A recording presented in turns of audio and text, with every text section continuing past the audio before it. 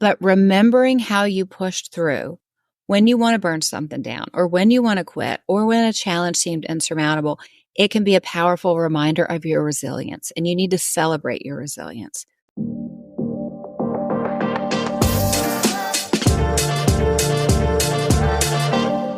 Hey, welcome to part 1 of our end of the year series. We're going to have 3 shows that I'm referring to as the Finishing Strong series.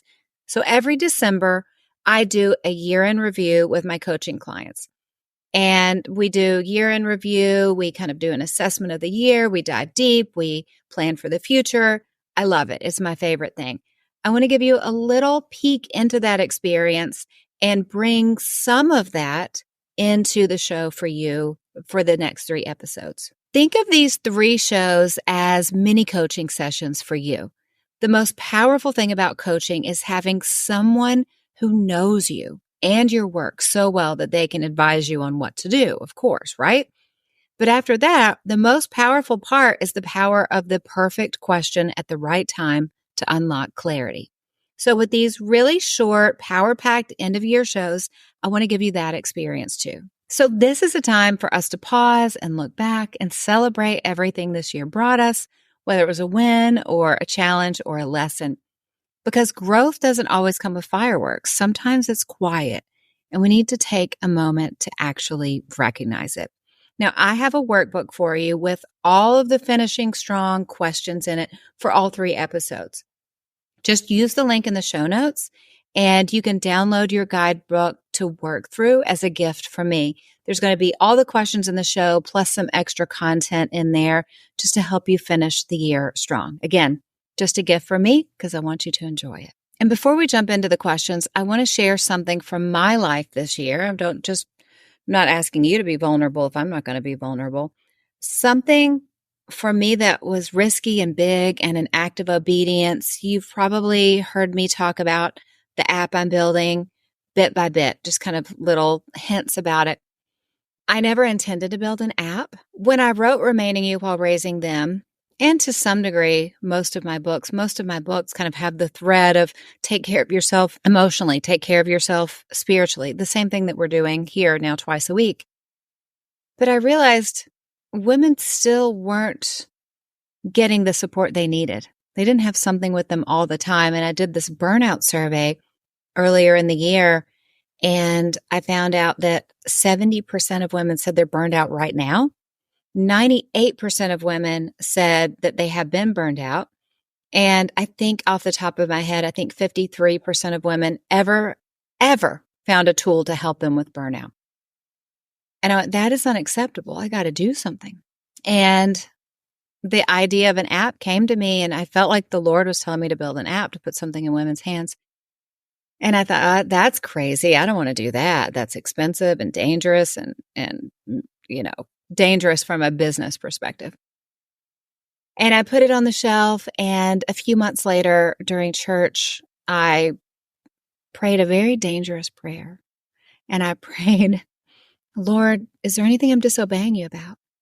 And he told me in my spirit, clear as day, I told you to build the app.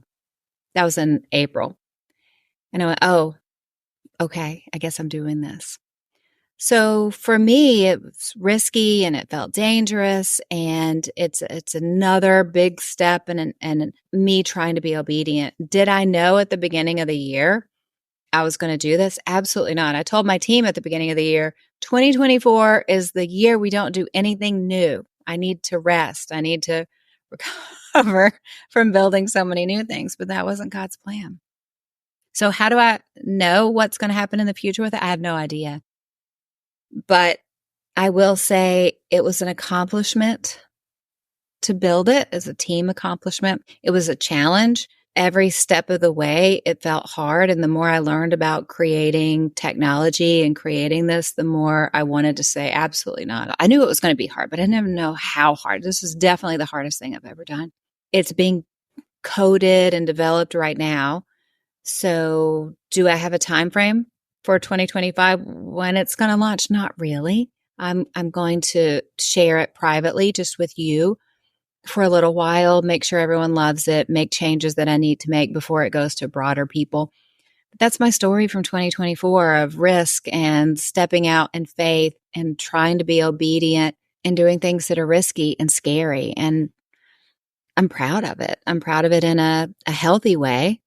And I reminded myself that I can do really, really hard things, even when it's scary. So that's my 2024 story. So now I want to turn the mirror around on you and ask you some really important questions. Now, you don't have to write these down. Again, you can get the show notes, click that link, and I will give you everything to work through on your own. So first question I want you to think about is, what's one accomplishment from this year that you're proud of and why? Because sometimes achievements we're most proud of often aren't flashy to others, right? Maybe it's a personal goal that you reached or a tough conversation that you had or something you created. I want you to think of an accomplishment that mattered to you and then kind of work through what made it special. Again, it doesn't have to be anything that anyone would ever even know about, but pray into these questions and journal through them. I think it's going to be really, really valuable. Second question I want you to think about is, what's something you learned about yourself that surprised you? Maybe it's that you can do hard things. There's so many things that I learn about myself every year. Some things I learn and I go, oh, that was disappointing. I got to work on that. And some things that are good, right? I mean, that's just real life. It's our growth. It's not just about achievements. It's about discovery. Think about a way that you grew that surprised you this year. Maybe you discovered new strength or you developed resilience in the face of hardship.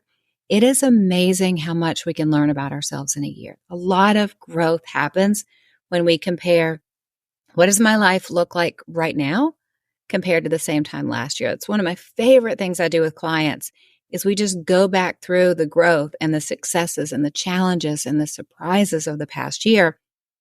Because seriously, when do we ever stop and do that? Not too often. But when we do, we can uncover a lot of clarity. Question 3. What's one challenge you overcame that you didn't think you could? I think we all overcome a lot of things that we don't think we can at the time. I think we all have moments this year where we felt like giving up. For you, think about if there was a challenge that seemed insurmountable. I always joke with my clients. So often clients will go through a season where they just want to burn it all down. And I never let them burn it all down. And then we will get to a new season and everything will be super successful and they'll be making a ton of money. And, it's just a golden season. And I go, remember when you wanted to burn it all down? And they go, oh, thank you so much for not letting me burn it all down when it seemed hard. It's natural. It's normal. It's just, that's life. But remembering how you pushed through when you want to burn something down or when you want to quit or when a challenge seemed insurmountable, it can be a powerful reminder of your resilience. And you need to celebrate your resilience. Because if we're always just pushing through and pushing through and pushing through and never taking time to go back and reflect and go, oh, look at the strength God has given me. Look at the courage that I found in that situation. We're never going to give it the credit and the importance in our mind that it deserves. Okay, question 4. We only have 5 questions in this episode. Question 4. What's one risk you took this year and what did it teach you? I already told you about my big risk. I mean, I learned a lot. I'll learn even more once I see how it turns out.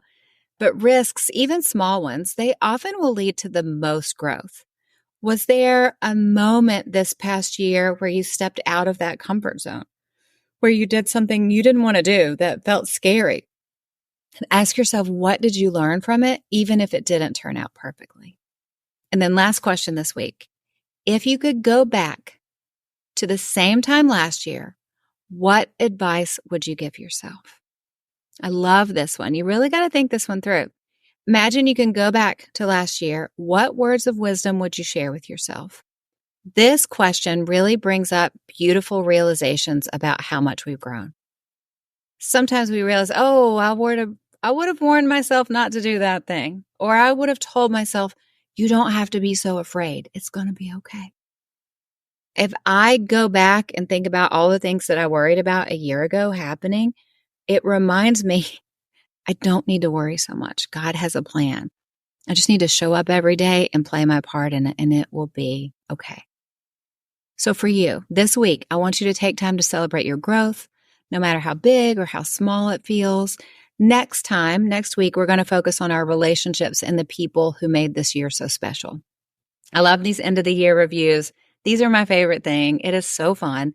And you know I love recommendations. So here are some recommendations this week. It's Christmas time. How can I not recommend Christmas music? Now, if you are on Spotify, you're going to love it. If you're not on Spotify, get on the link in the show notes. I have a Christmas playlist called A Holly Jolly Christmas. It has all of my favorites. And I watched a YouTube video the other day. It just popped up in the algorithm. It's called Old Christmas Songs. And I have the link in the show notes for you. And it's all about why we have nostalgia at Christmas and why we don't really want modern Christmas songs. And even songs that we love right now are just redos of Christmas songs, most of them that were from the 40s or 50s. It's really, really fascinating. And I couldn't agree with it more. I'll put the link in the show notes for you. But the song that I love, peak Christmas for me, is Martina McBride's Oh Holy Night.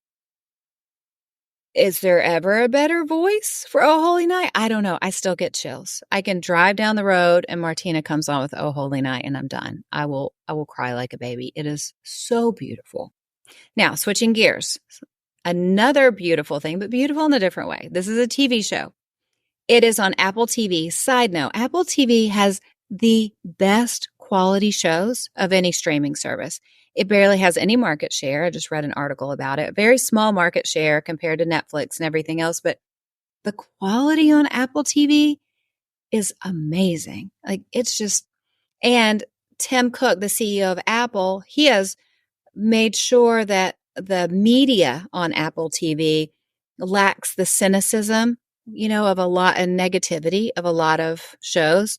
So it's not that they're all happy-go-lucky. They're not all Ted Lasso, but it lacks a jadedness and a cynicism, which I really appreciate about Apple TV. But enough about that. What's the show? So this isn't a TV series. It's a limited run. There's only 7 episodes. It's called Disclaimer. It's Cate Blanchett, who is amazing. And the director is Alfonso Cuarón, who directs a lot of famous movies, beautiful movies. So you have Kate, you have Kevin Kline, you have the director who is coming and doing a limited run on Apple TV. I mean, this is quality stuff. So Cate Blanchett is a journalist whose life completely is flipped upside down when she finds a novel that digs up things from her past. It is phenomenal. It's 7 episodes. It's suspenseful. It's full of twists. If you love a thriller and you love something that's really well made, this is the show. I will warn you, I can't give anything away because it would ruin it, but the subject matter is heavy. So I just want to warn you there. So if you don't want anything heavy, don't watch Disclaimer. But if you want something that is very twisty and amazing, Cate Blanchett and Disclaimer is so good. And you know what else is good? It's good that we have time together. I love that we have time together. I love that we're doing this. You are investing in you, your spiritual health, your emotional health, your professional success. It benefits everybody. So thank you for taking this time for you, because I believe in what's inside of you. I believe in your dreams, and I know you're making an impact on this world for good. That's why you're here, little by little, bit by bit, getting stronger, getting healthier, to live the life that God has for you. God has created you to stand strong and bring something special and unique to this world that only you can bring. I love that I get to coach you and equip you and encourage you every single week. Keep stepping up, keep showing up, and keep loving well, because you know the truth. You can't break a woman who gets her strength from God. I hope you have a great day, and I'll talk to you again soon. I'm sorry, I ate a pecan earlier, and I feel like pieces of pecan are floating around my mouth. One pecan. I should have known. When I ate it, I was like, this is going to mess up. It's going to mess up the show. Hold on. I don't have anything to drink in my office. Yes, I do. I have water. Hold on. Did I have this shadow on my face the whole time? I do. Dang it. We're not re-recording. Shadow it is.